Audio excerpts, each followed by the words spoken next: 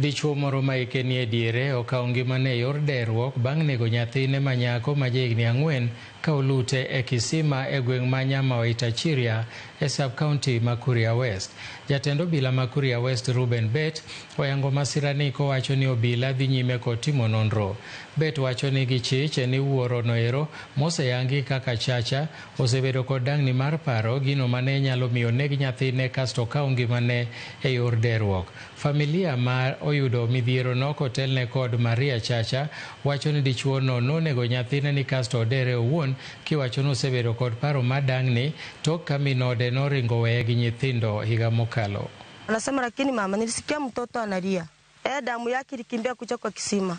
Kwa maana ilikuwa imetolewa hiyo miti yote. Kuingia kwa kisima kuna spiti. Aliingia kabisa, sasa tulikuwa tunamkataza usiingie kwa kisima, hiyo maji ni mengi. Aliingia. Akakanyaga ile miti alikuwa amerusha ndani, alikuwa amerusha hiyo miti ndani.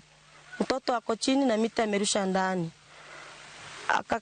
Alienda akapeleka hivi mguu, akakanyaga ile mguu ya mtoto. Tukaendelea kupiga nduru. Tambarisikia tunapiga nduru. Na yeye akakimbia akaenda akachinyonga. Huyu ambaye amekufa ni shemeji yangu. Kipindi tangia waachane na mke wake kuanzia mwezi wa 11. Imekuwa tu matatizo kwa watoto. Kwa kipindi kifupi tulikuwa tunaona huyo jamaa alikuwa akipita amelewa, lakini alikuwa anaonekana kama akona msongo wa mawazo, stress nyingi.